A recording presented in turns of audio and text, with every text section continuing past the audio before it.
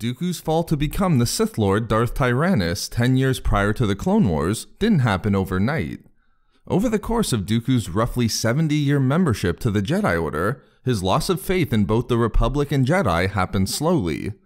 A number of events culminated to result in his acceptance of the dark side, driven by what he viewed as the necessity of dismantling both the Republic and Jedi to introduce a new, stronger Galactic Order.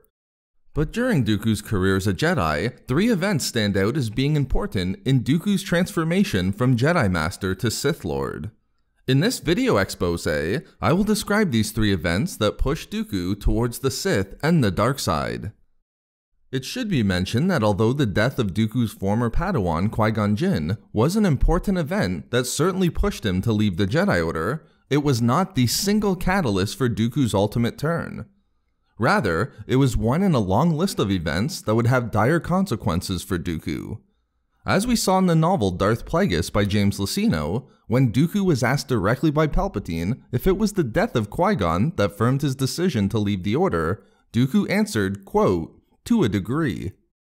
He then went on to explain that while he initially wanted to seek out the Sith to avenge Qui-Gon's death, an idea preoccupying him for some time, he ultimately concluded that he wanted to find the Sith to learn the ways of the dark side, given that they shared the belief that the Republic must be destroyed. Although Qui-Gon's death was extremely important in Dooku's fall, it was not the only event, nor even the most important in my opinion, simply one in a long list of incidents that would push him to join the Sith as a means of bringing down the Republic. Therefore, let's look at 3 additional events that would cause Dooku to leave the Jedi Order and adopt the dark side. First, one of the most important events for Dooku's transformation from Jedi Master to Sith Lord was the Battle of Galadron. Galadron was yet another example for Dooku of the ineptness of both the Republic and Jedi Order, wherein their weakness directly resulted in the death of Jedi. Occurring 12 years before his exit from the Jedi Order, the planet's governor succeeded in luring the Jedi into a conflict with Mandalorian mercenaries. These mercenaries were hired by the governor of Galadron to crush a rebel cell upon the planet that threatened his rule. A unit of Jedi under the leadership of Jedi Master Dooku was sent to Galadron, ordering the Mandalorian mercenaries to stop their bloodshed. When the Mandalorians, led by Jango Fett, refused, a bloody standoff erupted between the Jedi and the Mandalorians. The battle that took place was devastating, as only 2 out of 300 Mandalorians survived, including Jango. But the battle took a toll on the Jedi as well, as 11 Jedi would fall upon the battlefield. Galadron had always remained an open wound for Dooku, and a significant reason for his becoming alienated from the Republic and Jedi Order. He saw the intervention by the Jedi to be a misguided mission from the beginning, and a reflection of the High Council's inability to distance themselves from the poor decisions of the Republic. In the process of Dooku's fall to leave the Jedi and join the Sith, the Battle of Galadron was the beginning of his concluding that the Republic was in a wretched state and needed to be destroyed to give rise to a new order.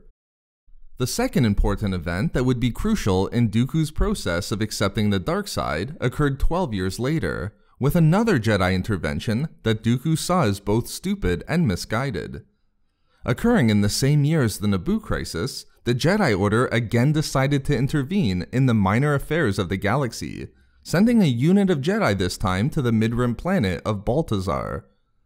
The Jedi were responding to an attack on the planet by the forces of the Bando Gora, a terrorist and criminal organization that spread fear and suffering across the galaxy. Although Dooku believed that military action was required to push the Bando Gora off of Baltazar, he was adamant that such an action should be carried out by the Republic and not the Jedi. Not only was the intervention by the Jedi misguided in the eyes of Dooku, but he came to see such an intervention represent the weakness inherent in both the Republic and Jedi. The Republic was too weak to respond to threats that arose across the galaxy, while the Jedi Order allowed themselves to be used as the servants of the Senate, forcing them to intervene in conflicts that needlessly placed them in peril. In a repeat of Galadron 12 years earlier, the Jedi intervention on Baltazar was a disaster. The Bando Gora's attack left numerous Jedi dead, wherein at one point, Dooku believed that the entire task force, including his former Padawan Komari Vosa, had been wiped out. Although some Jedi would eventually return to Coruscant, the intervention on Baltazar had a significant effect on Dooku, particularly after the High Council refused to send reinforcements to the planet to try to save the Jedi who'd been overwhelmed there. In getting bogged down in petty, narrow-minded conflicts, Dooku saw the High Council as allowing themselves to be used as pawns in the corruption of the Republic. Rather than allow the Jedi to be slaughtered in disputes that occurred on Galadron and Baltazar, Dooku thought that the correct action would be for the High Council to rise up against the corrupt Republic, disband the Senate for a period, and restore order within the galaxy. Having seen the death of numerous fellow Jedi yet again through the needless intervention in affairs that were beneath them, Dooku came to conclude that he could no longer abide by the decisions of the High Council, and saw little recourse available to him but to leave the Jedi so that he could speak freely and openly about the corrupt ways of the Republic. As Dooku came to conclude after the disaster at Baltazar, the Republic is sliding into chaos, and one man should be able to make a difference if he's powerful enough. The final event that caused Dooku to leave the Jedi Order and adopt the ways of the Sith is related to the Jedi intervention in the Naboo crisis, the blockade and invasion of Naboo by the Trade Federation. But this time, it wasn't the Jedi intervention that angered Dooku, believing that the blockade had to be broken, nor the death of his former Padawan Qui-Gon as previously discussed. Rather, it was the Council's decision to give some credence to Qui-Gon's assertion that the boy he found upon Tatooine was the prophesied chosen one of Jedi legend, the one to destroy the Sith and bring balance to the Force. For Dooku, who rejected the idea outright, viewing Qui-Gon as far too rash within the situation, the fact that the High Council would openly debate such an absurd idea only further demonstrated just how weak and truly ineffective the Order was. Instead of being an order of action, they reduced themselves to one fixated on prophecy. While the High Council sat back and awaited a coming Redeemer who would save them and the galaxy, Dooku thought that the Jedi should be speaking up and directly stopping the corruption within the Republic. The Jedi were allowing themselves to get bogged down in deadly disputes like Galadron and Baltazar while awaiting the coming of a chosen one who Dooku saw merely as legend. For Dooku, the belief that Anakin was to be a boy of prophecy, coupled with the death of Qui-Gon, the events surrounding the Naboo crisis were the last straw.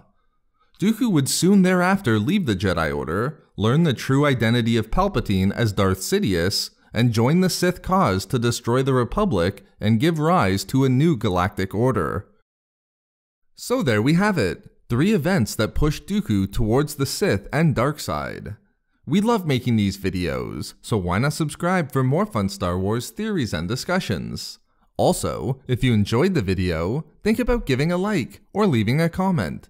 Or perhaps follow us on Twitter at SW Reading Club for updates regarding the channel. Or support the channel through Patreon for access to exclusive hangouts and book discussions. If not for me,